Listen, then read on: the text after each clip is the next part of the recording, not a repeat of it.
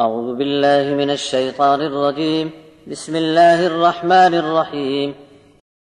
لقد كان في يوسف وإخوته آيات للسائلين إذ قالوا ليوسف وأخوه أحب إلى أبينا منا ونحن عصبة إن أبانا لفي ضلال مبين اقتلوا يوسف أو اطرحوه أرضا يخل لكم وجه أبيكم وتكونوا من بعده قوما صالحين.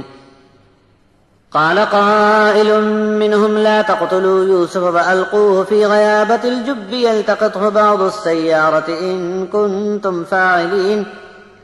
قالوا يا أبانا ما لك لا تأمنا على يوسف وإنا له لناصحون أرسله معنا غدا يرتع ويلعب وإنا له لحافظون. قال إني ليحزنني أن تذهبوا به وأخاف أن يأكله الذئب وأنتم عنه غافلون. قالوا لئن أكله الذئب ونحن عصبة إنا إذا لخاسرون.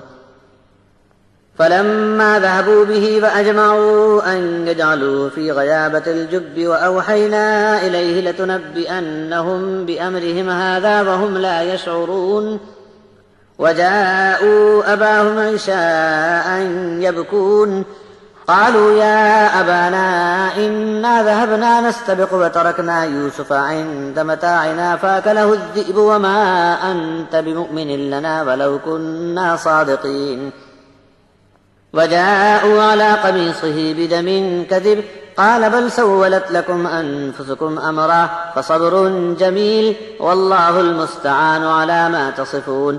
وجاءت سيارة فأرسلوا واردهم فأدلى دلوه قال يا بشرى هذا غلام فأسروه بضاعة والله عليم بما يعملون. فشروه بثمن بخس دراهم معدودة وكانوا فيه من الزاهدين. دراصل یوسف اور اس کے بھائیوں کے قصے میں پوچھنے والوں کے لیے نشانی موجود ہے۔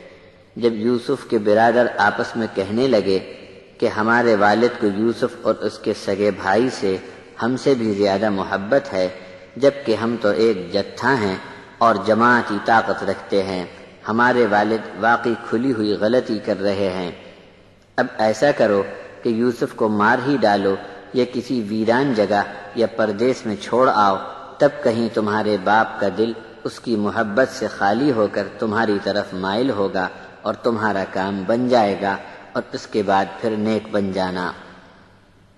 تب ان میں سے ایک کہنے والے نے کہا کہ یوسف کو قتل مت کرو اور اس کو کسی اندھیرے گمنام کنویں میں ڈال دو کہ راہ چلتے کسی قافلے والوں کے ہاتھ پڑ جاوے گا تو وہ اسے لے کر چلتے بنیں گے۔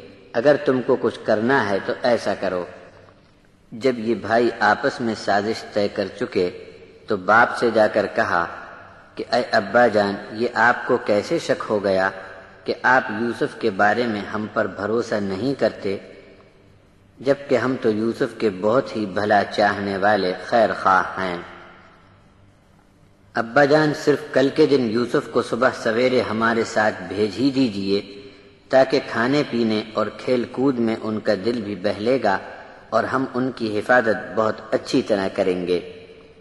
تب یعقوب بولے کہ مجھے اس کی بڑی فکر لگی رہتی ہے اور تم کہیں اسے لے گئے تو مجھے ڈر پڑ گیا ہے کہ تم سیر سپاٹے میں بے دھیان رہو اور اسے بھیڑیا کھا جائے۔ جواب میں بھائی بولے کہ ہماری اتنی بڑی ٹولی اور جماعت کے ہوتے ہوئے بھی اسے بھیڑیا کھا جاوے تو ہم بڑے نکم میں ثابت ہوں گے۔ بس جب یوسف کو یہ لوگ لے کر چلے اور اس بات پر متفق ہو گئے کہ اسے اندھیرے کنویں میں ڈال دیں تو ہم نے وحی سے یوسف کو تسلی کر دی کہ ایک وقت ایسا ضرور آئے گا کہ تم ان کو ان کی اس حرکت کی خبر دو گے جبکہ وہ تم کو پہچانتے بھی نہ ہوں گے۔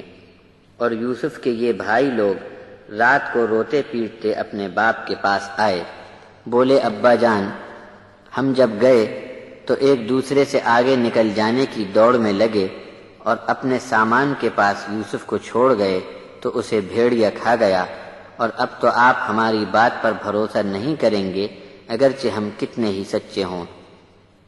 اور یوسف کی قمیص پر جھوٹ موٹ کا خون لگا کر لے آئے۔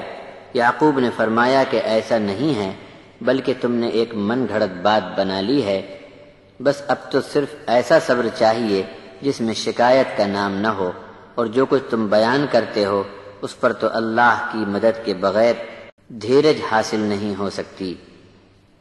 اور ایک قافلے کا گزر وہاں سے ہوا تو انہوں نے اپنے پنہارے کو بھیجا کہ وہ پانی لائے۔